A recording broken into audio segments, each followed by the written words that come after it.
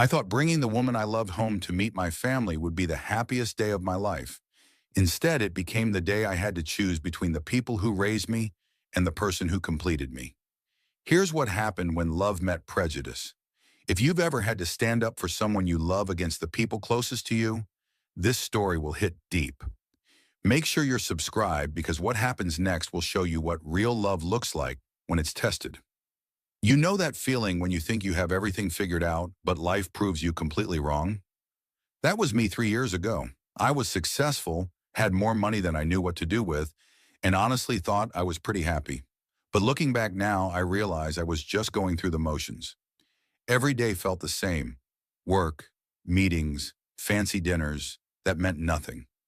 I had everything except the one thing that actually mattered. I dated plenty of women, but they all seemed more interested in my bank account than getting to know who I really was. After a while, I started to believe that maybe real love wasn't in the cards for me. Maybe I was destined to be one of those guys who has everything on paper but feels empty inside. Then one Tuesday morning, everything changed. I was at my usual coffee shop, the little place on Fifth Street where nobody bothered me. I liked going there because it felt normal, you know? No one knew who I was, and I could just be another guy getting his morning coffee. That's when I saw her.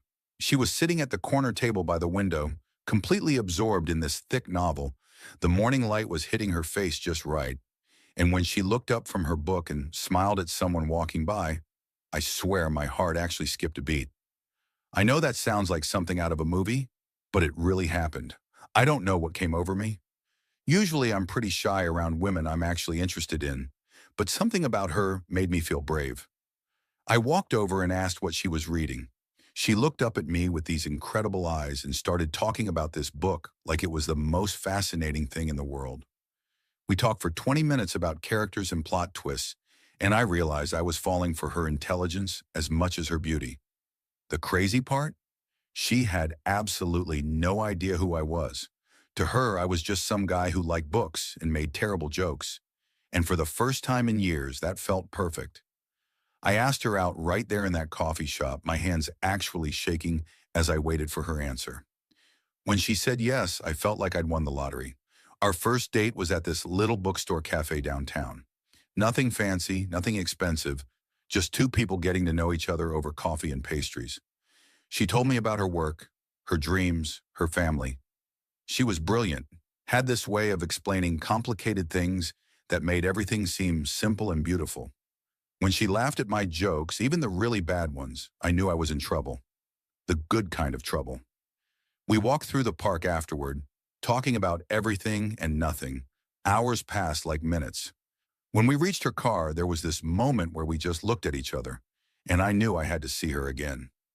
I didn't want the night to end. Our second date was even better.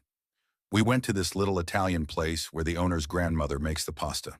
She told me about her childhood, her dreams of traveling the world, her favorite movies. I found myself telling her things I'd never told anyone, about feeling lonely despite being surrounded by people, about wanting to find something real. By our third date, I was completely gone. We were walking down the street after dinner when it started to rain. Instead of running for cover, she started laughing and dancing in the rain. I pulled her close and kissed her right there under the streetlight, with the rain falling around us. It was like something out of a fairy tale. After that, we were inseparable. Sunday mornings became our thing. We'd sleep in late, make breakfast together, and spend hours just talking. She'd curl up next to me on the couch while I read the paper, and everything felt right with the world. I'd never experienced peace like that before. I loved cooking with her. She put on music, and we'd dance around her tiny kitchen while dinner was in the oven. She made even the simplest moments feel magical. One night, she fell asleep on my shoulder during a movie, and I just sat there for 2 hours, not wanting to wake her, thinking about how perfect she looked. I started bringing her flowers, not expensive arrangements, but simple daisies from the corner store, because she mentioned once that she loved how humble and happy they looked. She'd light up every time like I'd given her diamonds. That's when I knew she was different from everyone else I'd ever dated. We took a weekend trip to the mountains, just the two of us, in my old truck. We hiked during the day and sat by the fire at night, talking about our futures. That's when I knew I wanted to marry her. Not someday, soon. I wanted to wake up next to her every morning for the rest of my life. Meeting her family was amazing. They welcomed me with open arms, judged me by how I treated their daughter, not by what I had in my bank account. Her grandmother taught me how to plant tomatoes in her garden. Her little nephew showed me his baseball card collection. They made me feel like family from day one. After 8 months together, I decided it was time for her to meet my family. I was so excited, so confident they'd love her as much as I did. She was intelligent, kind, funny, and beautiful. What wasn't to love? I bought her this gorgeous dress for the dinner, and when she tried it on, she looked like a princess. She was nervous, which I thought was adorable. I kept telling her not to worry, that my family would adore her. I should have known better. The moment we walked into my childhood home, I felt the temperature drop. My mother barely looked at her when I made the introductions. My father gave her this cold handshake and immediately started talking to me like she wasn't even there. My sister smiled, but it was that fake smile she uses when she's being polite to the help. Dinner was a nightmare from the very first course. My family kept asking her these loaded questions about her background and her people. They questioned her education, her job, even her family's history. She handled it all with such grace, trying so hard to win them over, and it broke my heart to watch. The worst part was the subtle comments. My mother kept saying things like, "How interesting," and "how exotic" in that tone she uses when she disapproves of something. My sister asked if she was comfortable in our house, like she didn't belong there. My father kept steering the conversation back to business and money, making it clear that anyone who wasn't wealthy wasn't worth his time. I watched the woman I love try to make conversation, compliment my mother's home, ask thoughtful questions about family traditions. She was being perfect, and they were treating her like she was nothing. Then my mother crossed the line. She looked at her with this cold smile and said, "She's very pretty, dear, but is she really suitable for our family? I mean, what does she really bring to the table?" I felt my blood start to boil, but before I could say anything, my father jumped in. "Son, I think your mother's trying to say that you're being naive here. This girl is obviously after your money. She's not our kind of people." I looked over at her, and I saw tears forming in her eyes. This beautiful, brilliant woman who had never asked me for anything, who insisted on paying for her own meals half the time, who loved me when she thought I was just a regular guy. They were calling her a gold digger. That's when I lost it. I stood up so fast my chair fell over. "Are you serious right now?" I said, my voice shaking with rage. "This woman has more class, intelligence, and integrity in her little finger than this entire family combined. She's a brilliant engineer who's achieved more in her career than most people dream of. She's kind, she's generous, and she loves me for who I am, not what I have." My mother tried to interrupt, but I wasn't done. "She didn't even know about the money when we met. She fell in love with me when she thought I was just some guy who liked books and bad coffee. And you're sitting here treating her like garbage because of the color of her skin. I'm ashamed to be related to you right now." The silence in that room was deafening. I reached for her hand and said, "We're leaving. Now." She didn't say a word, just stood up with dignity and walked out with me. The car ride home was the longest 20 minutes of my life. She didn't cry, didn't yell, didn't even seem angry. She just sat there quietly, processing what had happened. When we got to her apartment, she finally spoke. "I'm sorry," she said. "I tried so hard to make them like me." I took her face in my hands and looked her straight in the eyes. "You have nothing to be sorry for. Nothing. They're the ones who should be ashamed. You were perfect in there, and they couldn't see past their own prejudices to recognize the incredible woman sitting at their table." We held each other for a long time that night. I kept apologizing for my family's behavior, but she was so understanding, so forgiving. She said she knew that families could be complicated, that people sometimes let fear and tradition cloud their judgment. Her grace in that moment made me love her even more. The next day, I did something I'd never done before. I cut off my family financially. Every charity they supported through my trust fund, every country club membership I paid for, every family vacation I funded, done. I told them that until they could learn to treat the woman I loved with respect, they could figure out their own finances. But I also did something else. I planned the most romantic getaway I could think of. I surprised her with a trip to this little beach town where we could just be us, away from all the drama and hurt.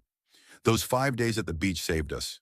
We took long walks on the sand, holding hands and talking about our future. We watched sunsets and had picnics on the dunes. We remembered why we fell in love in the first place, not because of families or money or social expectations, but because we were perfect together. On our last night there, I took her to this little restaurant right on the water. The sun was setting, painting the sky pink and gold, and she looked so beautiful in the candlelight. I'd been carrying my grandmother's ring in my pocket for 2 months, waiting for the perfect moment. I got down on one knee right there at our table, with the waves crashing behind us. "I know my family failed you," I said, "but I promise I never will. You're the love of my life, my best friend, my everything. Will you marry me?" She started crying, happy tears this time, and said yes before I even finished the question. When I slipped that ring on her finger, it felt like everything in the universe clicked into place. We kissed as the sun disappeared into the ocean, and I knew that no matter what happened with my family, we'd be okay as long as we had each other. The funny thing is, once my family realized I was serious about cutting them off, they started to change their tune. My mother did some research and discovered that my fiancé had graduated top of her class from one of the best engineering schools in the country, had patents in her name, and was respected in her field. My father learned that her family had built a successful business from nothing and were pillars of their community. It took time, but eventually they came around. Not because of her achievements, though those helped, but because they saw how happy she made me. My mother admitted she'd been wrong, that fear and old prejudices had made her cruel to a woman who deserved better. My sister apologized and said she wanted to get to know her real sister-in-law. Our wedding was small and perfect. We had it in her grandmother's backyard, surrounded by the people who truly mattered, friends who loved us for who we were, family members who saw our hearts instead of our differences. When we danced our first dance as husband and wife, I looked into her eyes and knew I was the luckiest man alive. My family was there too, and for the first time, they treated her like the treasure she is. My mother cried during our vows, not tears of disappointment, but tears of joy for her son who had found real love. My father walked her around the garden and apologized for his behavior, promising to do better. That was 3 years ago, and not a day goes by that I don't thank God for that rainy Tuesday morning in the coffee shop. She didn't just become my wife, she made me a better man. She taught me that love isn't about where you come from or what you look like. It's about finding someone who sees your soul and loves what they find there. My family loves her now, genuinely loves her. They've seen her kindness, her intelligence, her loyalty. They've watched her care for me when I was sick, support my dreams, and bring joy into our family gatherings. They realize now what I knew from that first day. She's not just beautiful on the outside. Her heart is the most beautiful thing about her. We still go to that little coffee shop sometimes, sitting at the same corner table where we met. She still reads thick novels and I still make terrible jokes.